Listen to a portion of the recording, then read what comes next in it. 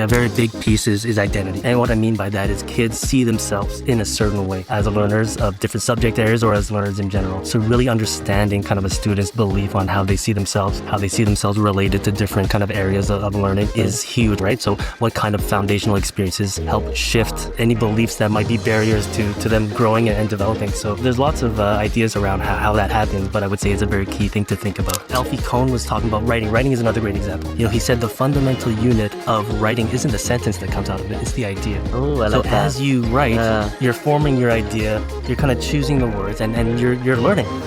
So in that way, if we outsource that to AI, right, then we're robbing ourselves of the learning experience. And as a school, it's always going to be about the learning, right? So I guess I see how on the surface there's going to be like monumental shifts, but really it's an exciting just leaning even harder into what learning is.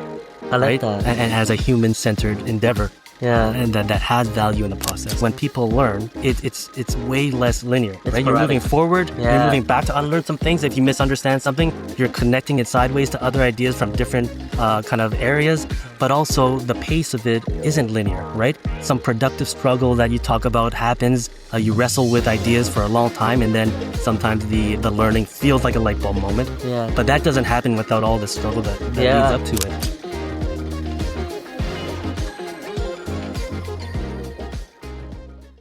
Hey there, welcome to the LearnIt Podcast. I'm your host, Dheeraj, and I'm super excited that you're tuning into our podcast today. I love having these conversations. We're so blessed to be around so many cool leaders in education today. And I think that these conversations really put light as to all the awesome work that's going on in this industry. One ask I have for you is if you could just take a moment to hit that subscribe or follow button, it would mean the world to me. It helps us to continue the work that we do it in a meaningful way. But I hope you enjoyed the episode. Thank you. All right. Well, Lam, thank you for being here with us today. I'm really excited. We're in a classroom, which is very fitting for a dean of academics to shoot a podcast in a classroom, which feels very nice, feels homey. You've recently started at Havergal. You've had quite the journey. I've got to know you a little bit just from Google, but I want to hear from you, and I'm sure our listeners do as well. So for those that haven't had the pleasure of meeting you, what brought you to Havergal, and what's your story been like? What's your journey in education? No, I was happy to share. Thank you for having me, first of all. I'm very excited to have this conversation today. When I look back at my career journey, I really see it as a learning journey, right? So for me, that started in high school. I was really interested in mathematics. And when I look back, it's not because I was particularly strong at it, but I was fortunate to have a teacher that really exposed me to different areas of mathematics that weren't typical of what I thought they were, not just the numbers and formulas, but some more kind of theoretical things. So with that interest, I was like any high school student, like wondering what's next for that. So I did end up doing an undergraduate program in math and computer science at the University of Waterloo. Wow. And what I would take away most from that, and in terms of what was valuable, was that co-op program, right? Where you kind of alternate between school terms and work terms. So any chance that while you're learning to see how that is put into practice is a really valuable experience. I did end up working as a software developer for a little bit of time. Really enjoyed the work, right? The coding, the kind of the testing, the camaraderie, but still felt something was missing. I couldn't really put my finger on it, but in terms of purpose, and it was interesting. I was also a basketball official at the time, kind of as a side job. So I remember I was refereeing a game at a high school, called a travel on a player, and they walked up to me and they just were just confused, like why that was a travel. We kind of went through it together. And it was a small moment and they're like, oh, okay, I see it now. So, I mean, it seems like such an insignificant interaction. And I've had hundreds like that since, but here I am talking about it years later. As kind of that moment where, just being around learning, where you can change someone's understanding or belief and then kind of send them on a different trajectory was just so powerful, right? And brought me kind of quite a bit of joy. So not on that moment alone, but really kind of thinking through, I did kind of switch gears and did an education degree back in Manitoba and got my first teaching job actually back at my old high school when that teacher that inspired me retired. So really kind of full circle moment, kind of took his position and really enjoyed it. One of those things where the moment you step into an environment, you feel it's right. That's absolutely how I felt. Very excited, but again, started noticing, the work is really good and really excited to kind of work with kids, but there was something that wasn't feeling quite right. I remember my first few years, I would lose my voice every fall, right? Because just after the summer, coming back into just talking so much, and I just started reflecting like, why am I talking so much? Why am I doing kind of owning all that learning and doing all the explaining? So I really started to think, how I might shift all the attention from me to the students. I was fortunate to have a really great mentor from my education program, Dr. Ralph Mason, who was a thought partner in that. He encouraged me to start my master's program, which I did, and he became my advisor and really went above and beyond. I'm talking about like standing meetings with him and his cat every Saturday to just talk about what I was noticing in my practice, and really being curious. He really kind of showed me what it meant to be a reflective practitioner, being curious about what kids are thinking and learning, kind of our role in that as teachers to move it forward. And I noticed that I really stopped owning all of it, right? Like it's not about what I know or understand. It's not about what I can explain. It really is, all that is kind of meaningless if the kids aren't engaging, attaching to it, and really building their own meaning. So I stopped listening for an answer I was expecting. I stopped listening for just to respond. And I started listening to really understand what kids were telling me about what they understand. And to me, that was a game changer in terms of shifting from that teacher-centered approach to the student-centered. Took that knowledge and experience and kind of broadened it to my next role, which was the math consultant for that same school division. We call it school divisions. I understand you call it districts here. The biggest school division in the province. So almost 80 schools. And that's what broadened me to the K-12 perspective, from young to kind of like to high school, broadened kind of an opportunity to work with teachers and impact education in that way, right? So now I'm working with teachers in their classroom, just seeing so many different context, communities, classrooms, and really working alongside the theories. I finished my master's program during that period.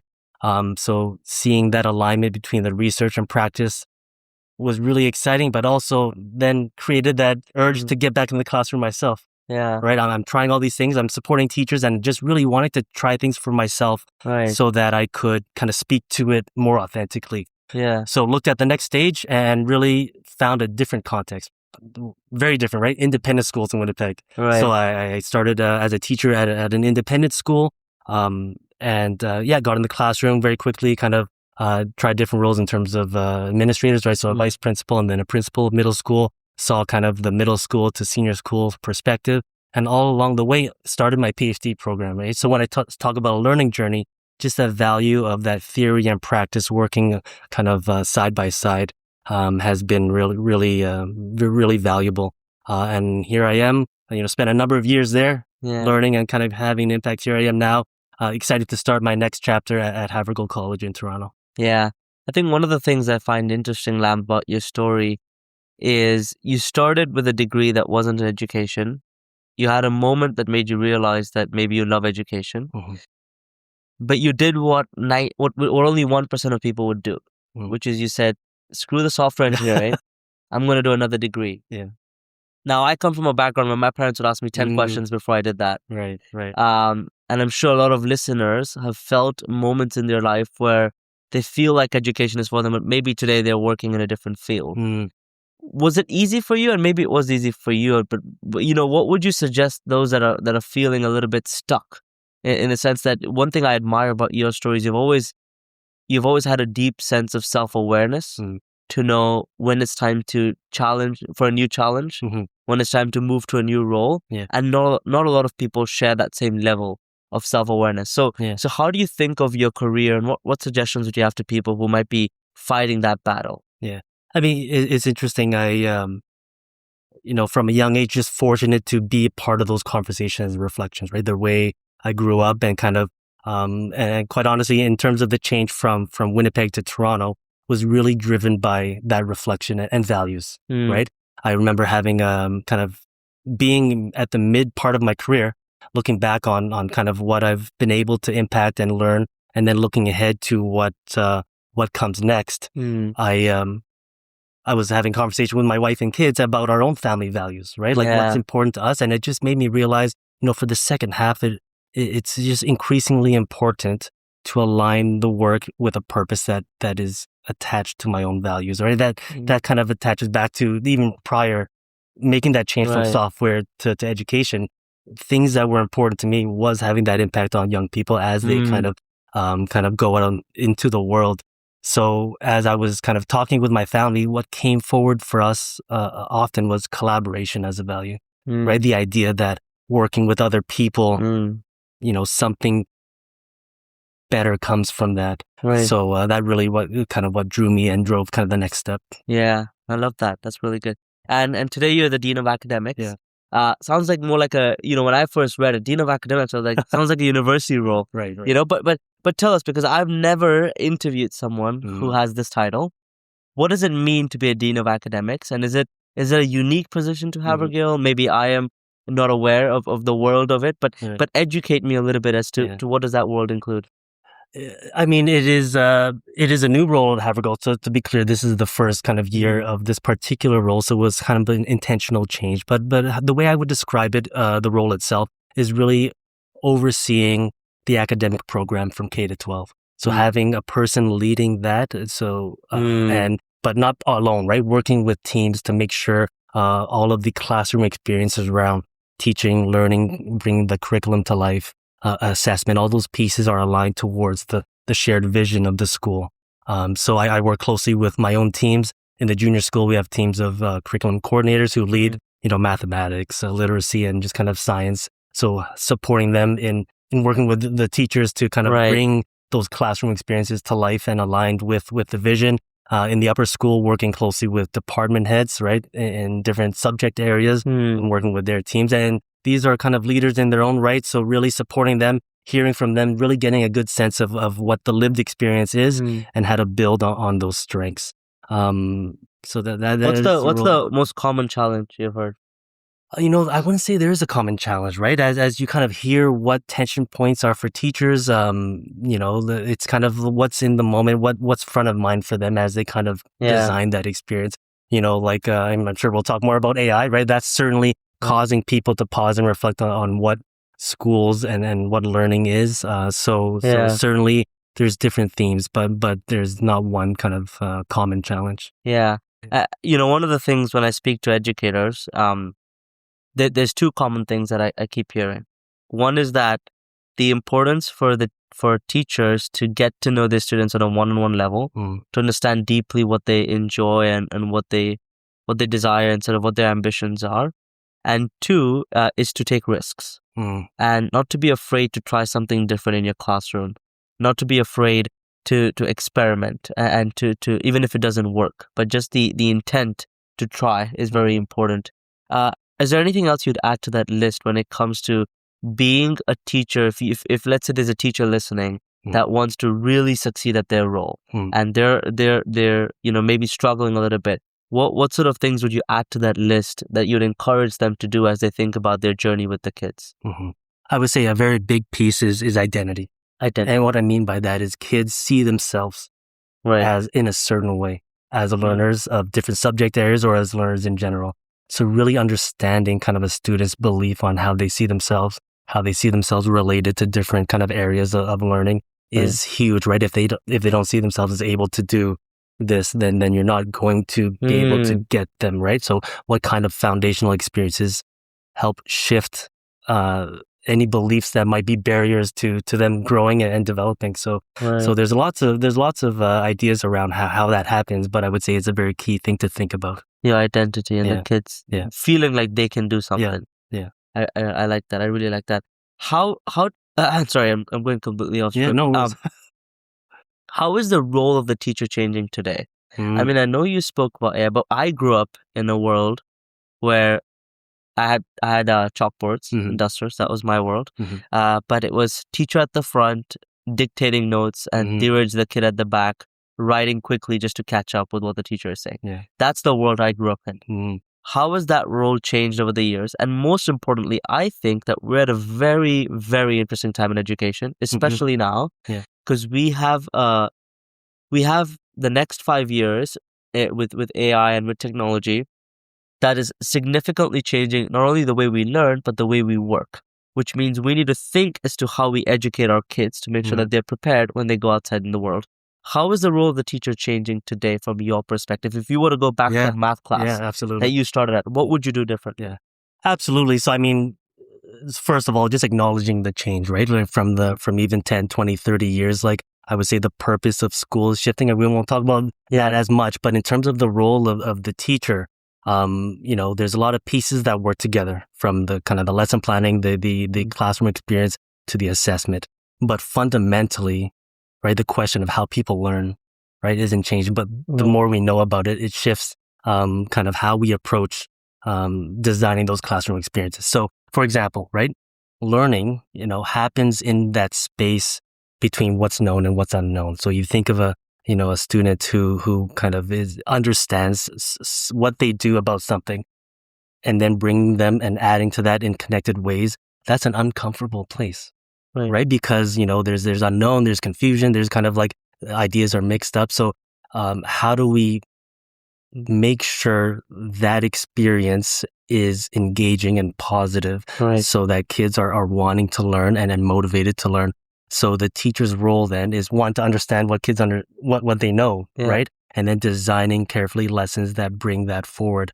Because if it's too easy, kids are going to be bored. If it's too hard, they're frustrated and confused. So really finding that optimal space where, hey, there's something new, so I'm not entirely sure. I need that discomfort to really kind of push myself to grow. But it's not overwhelming to a point where I'm just completely lost. So the role of the teacher is that, right? Is that journey, providing the experience that brings that to the front, and then providing the feedback to bring that forward. So really, it's about noticing what kids know, building on those strengths towards something that they don't know. A big part of that is engagement, right? Like there's a lot of things happening that can pull kind of someone's attention. And engagement is tricky because you can have a lot of engagement with no learning.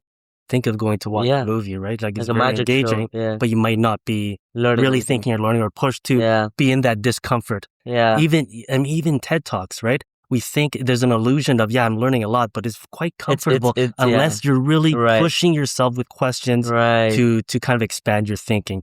But the other way isn't true. You can't have learning without engagement. There's no one who's learned something without being engaged with it.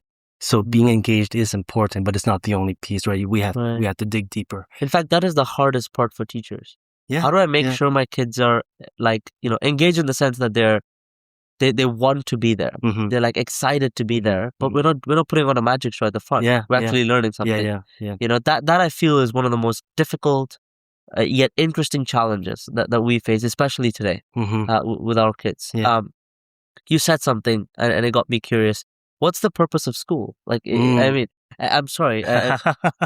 Guess people always hate me because I just throw the script out the door. But what do you feel is the purpose of schools today? I mean, that depends who you ask, right? But I will share that I've asked that teacher, that question to groups of different communities, right? Parents, teachers, and I would say the answers are varied, right? Some people do view it as just kind of unfortunately a holding place for kids as they grow up and get them ready for university life afterwards, whether that's university or work, right? But I think that's a missed opportunity, right? How do we really take this time in such a transformative period to help, I'm going to just put it simply, make society better? Right? These are people who are growing and learning, and it's very real for them during that experience. How do we equip them with kind of the knowledge, skills, and the beliefs that they can make a difference in the world? Right? Because if we're not happy with certain things that are happening, there's lots of different kind of challenges and global issues. How do we start thinking that we can do something? So I think school,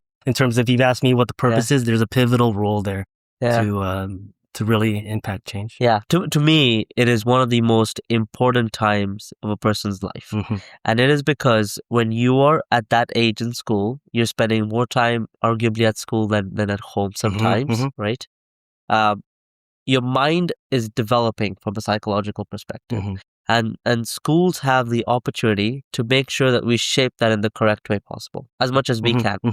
So to me, I know a lot of people say, okay, it's a prerequisite to university. That's how people see it. But when I think about, developing certain skills, like being able to talk to someone, being able to confront someone when something is wrong, all of those things start at school. And if we skip that step, when we put them in the real world, they will struggle. And so we have this opportunity at school to start building, planting the seed. Yeah. And you might not see the plant grow, but the plant will never grow if the seed isn't planted, right? And so to me, it's one of the most important times of any kid's life is the time that they spend at school. Absolutely. I love that.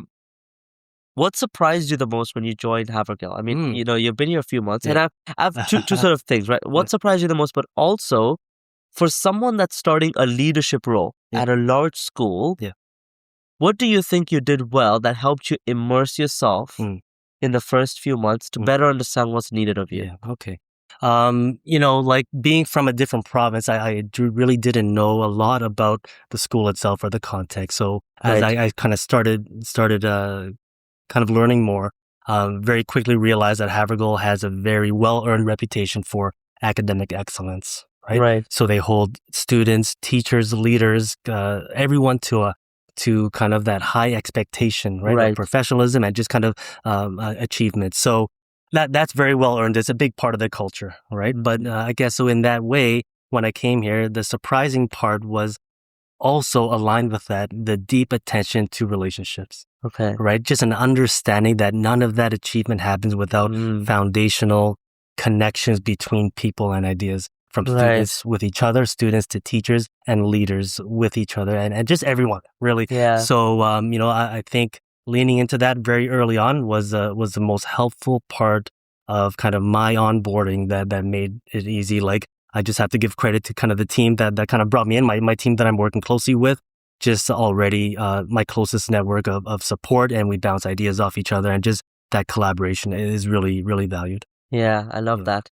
And did you, I've seen different strategies. And so is there something interesting you did in your first few months? Like I know some folks would say, I'm just going to walk around all day and talk to kids and be in classrooms and sit in and observe. Yeah. So are there some interesting things that you suggest people to do when they first join a large school and they're like overwhelmed with how much they have to consume? Because I'm sure it must have felt that way as well. Yeah.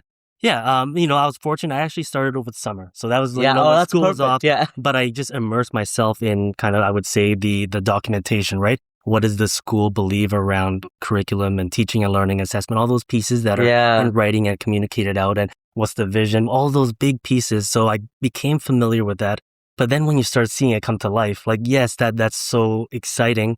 And at the same time, you start noticing some of the tensions and pressure points and questions that people have, right? So my advice is just to listen, right? To take as much time and really really the whole year to be on that listening tour, right? And just observe, to understand kind of what is happening here. What are kind of some of the challenges that students, teachers, leaders are facing, so that you can build on the things that are going well and towards kind of like, the goals of the school. I like that. You're on a listening tour. Yeah. I like that. Just listen, consume information, and then act. People notice it. Like I'll sit down and have a conversation with people, and they're like, yeah, I'm you're continuing your listening tour. That was shared with me. I'm like, absolutely, right? Yeah. So they appreciate leaders who come in and take that time. Right. To really listen and understand. Yeah, not just jump and act. Yeah. I love that. The school, one of the things I really admire about Havergal, and I've heard this from different leaders at the school, there's a lot of different programs that are happening, right? There's the HCX team that's doing the TC9 and the micro-credential programs. Sort of, I think that ties very well with academics as well, because it's sort of focusing on how do we get kids to build niche skills that they find interest in. When you think about your role and the sort of marriage between academics and, for lack of a better phrase, I might say like real world learning or learning outside of the classroom, how do you think those two come together? And sometimes parents might be like, oh, the kid should be in the classroom doing math or doing physics and always learning. But what's the balance between learning these real world things, these micro credentials, but also keeping a focus on your academic? So a great question. I think, how to position kind of those, I would call them innovative programs in a more traditional academic kind of rigorous sense is a great kind of thing to think about. But I would start at, what is the school's goals? The mission of the school is to prepare young women to make a difference, period. So how do we frame that so that we work towards that mission? And really is for us, it's anchoring in our portrait of grad, which is called HC Difference Maker. HC. Right? This is, the constant work in supporting our students to understand themselves and each other, the world around them, to continually learn and grow, but also be inspired to act. Yeah. Right. Everything that happens from classrooms to kind of innovative programs all kind of lead up to that same mission. So when we talk about inspired to act, well, they need experiences, right? They need to have their learning put into context so that they see ideas in action towards meaningful change. So the TC9 program is every single grade 9 student, working transdisciplinary, right? So you see how science works with the humanities, works with kind of social, English and just communication, all those pieces together, so that they see it in context towards solving real world applications, right? Yeah. When they see that relevance, when they see that connection and they bring that back into the classroom, the engagement and the inspiration is there to continue the movement, right? So it really isn't balancing because they both complement each other. Yeah. Right? You move faster in the classroom because the kids are thinking and engaged, right? When kids are thinking, everything else kind of follows naturally. Yeah. So we really don't kind of pit one against the other. It really is about how they complement that cohesive learning experience that is kind of always contextual and relevant towards that difference maker. Yeah. Have you thought about, Lam, the future of assessment? Like, are we going to be in a world where we still ABCs or like? I'm just curious to know what your perspective is. Absolutely. So I think there's a couple things, right? I think there's the outside perspective because we've all been through school. Yeah. From our grandparents to our parents to us, right? Yeah. So we all have an idea of what school and what assessment is. Right. That has shifted. Yeah. Right. So people who haven't been in schools for the number of years aren't quite sure of where we are now. So I would say for the last few decades, actually, the direction that assessment has been moving positions us well for things like AI and things like, how to see what and evaluate what's important. Right. So I'll frame it this way. Like I would say for the last 2 decades, actually, there's been less of an approach of let's just give some tasks to complete, a mark for correctness, collect those marks, and there you go. That's how you're doing. Right. And really more emphasis on understanding deeply what kids know, right? Building on that strengths towards what you want them to learn, designing experiences around that to evaluate how they're doing and also give the feedback to move them forward, right? The primary purpose of assessment is to move learning forward and to support it. It really isn't to kind of say you're better rank than and this, sort, right? It really so for most of the time it's serving that purpose and then that becomes the cycle. So in that way, teachers have been doing this in robust ways for many, many years, right? From designing classroom experiences that bring thinking to the forefront, right? So if you're talking to your class for 50 minutes, how are you supposed to know what they know, right? Yeah. So really the lesson has changed, right? The lesson format. Once you know what they know, how are you kind of providing that feedback to move it forward? Yeah. So then you really get a sense of kind of how they're doing. Tests, assignments still happen, right? But they kind of affirm what teachers know and students too, right? The students are part of these conversations. Yeah. Right? That kind of let them know how they're doing. Tests, assignments, projects all still exist as a way to kind of complete the picture, right? Yeah. A teacher's role. But do you think we're at a world right now where we're doing the right thing? Like if I told you, Lam, you can redesign starting tomorrow all of assessment and nothing needs to change. You have all the power in the world. Would you design it the way that it is today or would you change anything about it?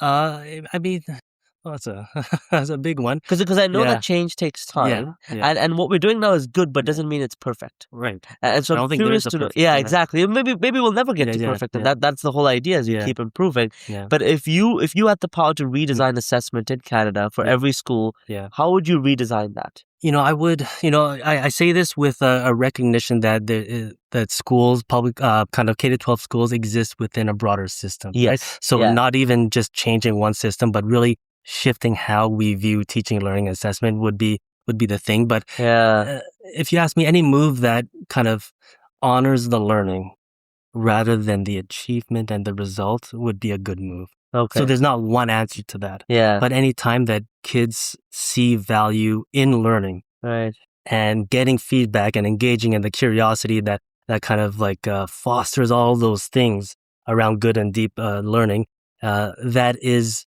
kind of resembles how they would learn outside of school, then those are good moves. Right. Because if we see kind of school experiences and learning experience outside of school, if those are wildly different, then that's kind of a different kind of conversation. Right? Why is that? Yeah. I like the way that you framed that, which is if a kid is showing their desire to learn and their curiosity, it doesn't mean if they have to get the right answer, but are they showing that desire and that curiosity and that growth mindset, then you reward them for that. Yeah. Right? Sort of thinking. I like that. What is something that, in your role, and I know it's only been a couple months, but I'm sure you'll see much more of it. But I want to think from the parent's perspective. What are some of those, either it's a common misconception or common questions that they ask, like, where's Lam? I have a question about academics. Like, what are some parental concerns that you see as a common thread when it comes to academics and our kids today? Yeah, a couple things. So I mean, first of all, like all well-intended parents, schools as a community, we all want to support our kids. Yes. And some of those questions and even concerns come from that place on how to do that best. How do we ensure that kids are feeling challenged, supported towards success? So my response to that really is kind of two things. One is how we define success, right? Because if we say it is getting high grades or just getting, like something that's a bit more narrow in terms of a metric, right? I don't think that's what's intended. Like how do we broaden our view of success to include what it means to flourish as humans, right? I think all parents want, I know all parents want their kids to be happy, right? And finding kind of their paths where there is purpose, right? Finding alignment with their own values, finding the skills and confidence to try new things, right? To take those risks. Those all come in learning experience. So the second part of that response is trusting that leaning into the learning. Right? I mean, it's cliche, but what is it about lifelong learning that supports people on these journeys, whether it's university or work or starting a business, whatever kind of like a pathway kids follow, what does prepare them for that, right? What does give them the confidence to tackle that is kind of how I respond to any questions or concerns around, my kid didn't get a high result on this. Okay, what's the learning piece? Right? Like what's missing here that we can help support rather than just how do we get a higher grade. It really is a trust that good learning will lead to the results they want. One of the things that I really want to pick your brain on is this idea of pressure. And the reason I'm asking is because when I reflect back to when I was in school, this is 2018, I was graduating and going to university. There was pressure to do well, to get into good institutions. At schools, at really high, big schools in Toronto, Havergal being one of them and many others, I feel that there's an added pressure for kids to do better so that they can then go on to be at an Ivy League or be at this institution. I notice every year that bar goes higher. And I think that today, the amount of work that a kid needs to do to get into a university is significantly more than what we had to do 5 years ago to get into that same university. How do you think about where we're going with that and the pressure on the child to always say, I have to be a part of a club, otherwise I'm not going to get into UBC, or I have to be a part of a sports team, otherwise how am I going to apply to that scholarship? Right? There's more pressure every single year, and it keeps going up. How do you think about that? Where do you think we're going? Because to me, it's a little bit concerning. Yeah, I certainly has felt. I don't know if you're aware. We actually brought an expert, Jeff Salingo, into our school last week or a couple weeks ago to speak about this very topic. Right? Where are these pressures coming from in terms of finding that top university or kind of getting ready for that top career? And it's a kind of slowing down and understanding that kind of the same message. Helping kids find things that they care about, have purpose in, and enjoy will lead to success, right? It doesn't always mean that it is what is perceived as the top university, right? But a university where they can explore those interests in really meaningful ways. So we talk about gaining work experience as an example, right? That's a very valuable part of university. How do we kind of help kids find, and families find the fit that will give them that opportunity for things that they care about? Right. So it really is broadening that view of success so that it's not, and it's hard to say that it's not a competition because it's felt, right? Yeah. It's a very real feeling, but it's a competition where everyone can succeed. Yeah. I think And it feels like a educators believe competition that. because we are ranked. Yeah. That's why it Yeah, feels yeah, like a competition. yeah. Because Dheeraj got a C Yeah. and Sean, the smart kid, got an A. Yeah. So it feels like you're not good enough. And that to me, that's where you start to feel like there's a list. Mhm. I mean, in India, you go and when your final exams are done in grade 12, all your results are posted on a whiteboard outside, so you can Right. see where your friends Yeah. are. Right. And you'll see some kids start from the bottom, Yeah. and some kids start from the top, Yeah. right? But that's why we feel competitive, is Mhm. because it's all ranked Yeah. in the first place. Yeah. I mean, it's changing slowly, Yeah. but it still feels like that, Yeah. to your point. And certainly we don't do that, right? We don't Yeah. rank kids in that way, but certainly when we're giving numeric grades, it might feel like that. Yeah, right? exactly. But certainly, how we can communicate as educators, as schools around that is this result, this evaluation speaks to how well you understand something. Yeah, it doesn't right? mean you're better or Right? you're smarter. It really is, how do we support that growth towards your goals? Right. Right? So Yeah, it's that messaging as well. I really like that. All right, I'm going to shift gears here Yeah. into sort of our rapid fire round. Okay. I'm going to throw you a question, and Yeah. if you can give me a response in Sure. under a minute, that would be great. What is one belief about education or leadership that you've changed your mind on recently? Okay. I used to really think leadership was about the expertise, right? The Okay. knowledge and skills that I was developing, but really kind of more recently leaning into the relationships, right? You're not going to get people to shift their beliefs or kind of just take in new ideas if you don't have that trust and the kind of that collaboration. So that's kind Yeah. of shifted over the past few years. I like that. Okay. What is one recent student story that made you smile? Oh, wow.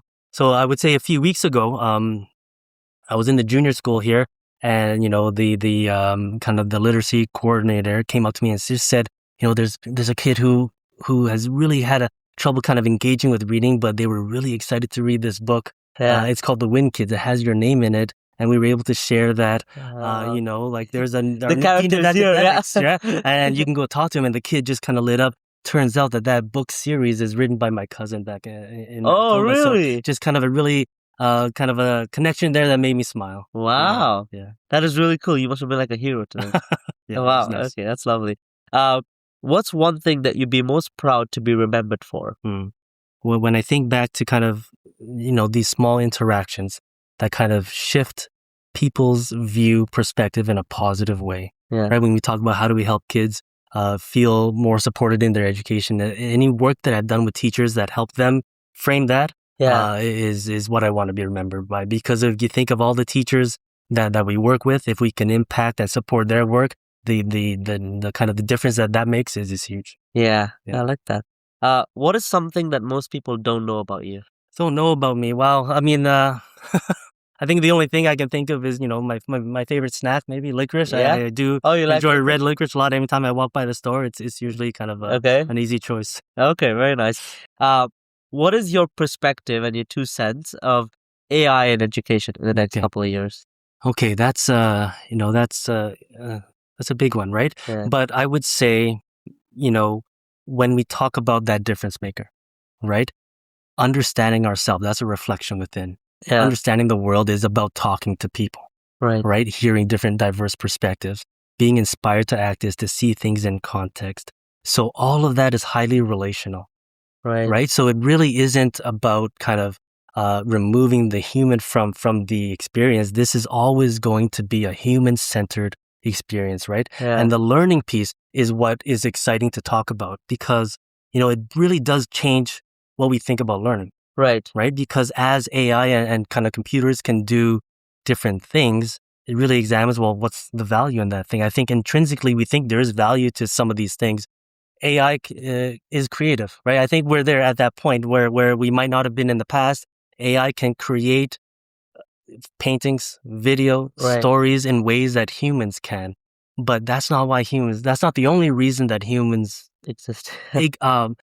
engage in that process, Right, right? yeah, We there's so don't much engage more. in art just to create the painting. Yeah. The process, It's the process more than itself the outcome. is the essence, right? Like, Yeah. so that's not going to change. Alfie Kohn was talking about writing. Writing is another great example. He said the fundamental unit of writing isn't the sentence that comes out of it, it's the idea.